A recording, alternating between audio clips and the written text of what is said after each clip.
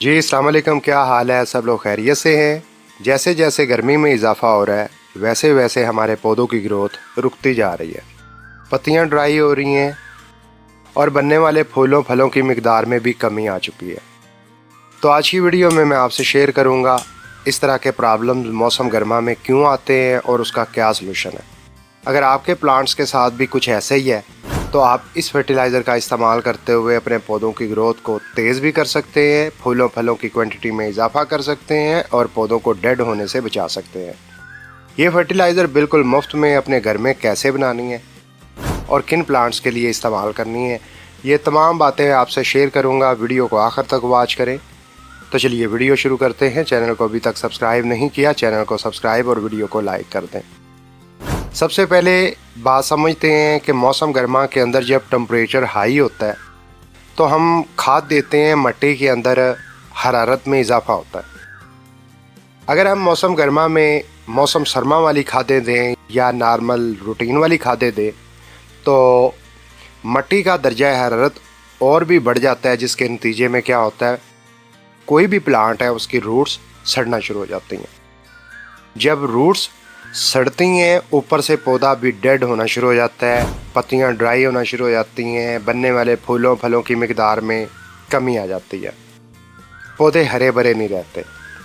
अगर हमने पौधों को हरा भरा रखना है, ज़्यादा फूल फल पैदा करने हैं और पौधों को डेड होने से बचाना है तो हमने सिंपल सा एक ही काम करना है कि मिट्टी के अंदर खादों के ज़रिए जो हरारत पैदा होती है उस हरारत को ख़त्म करना है।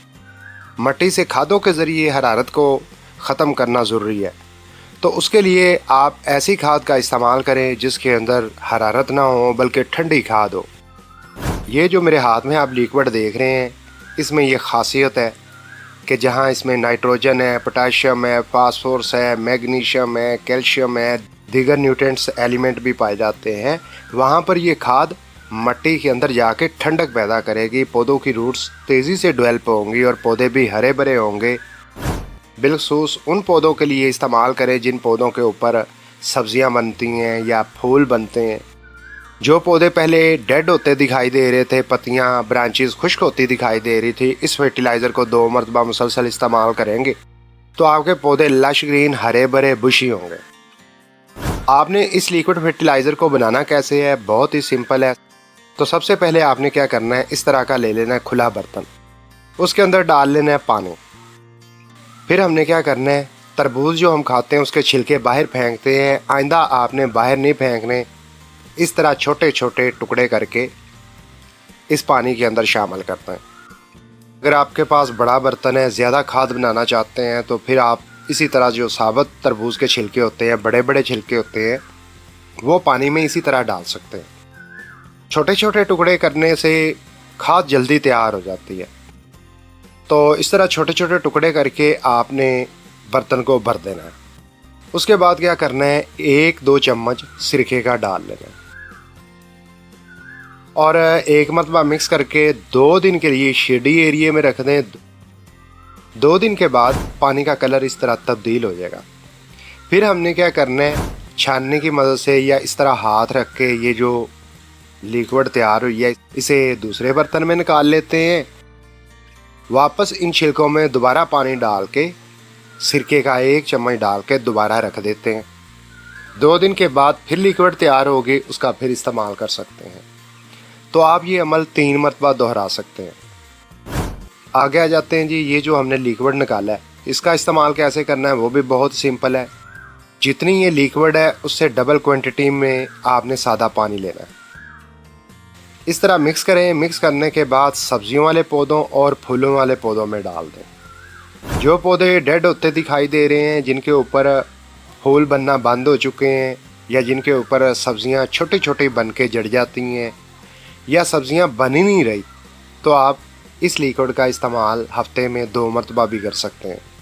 2 मरतबा इस्तेमाल करने के बाद आपको रिज़ल्ट नज़र आएगा। जिस पौधे के ऊपर फूल नहीं बनते, फूल बनते हुए नज़र आएंगे।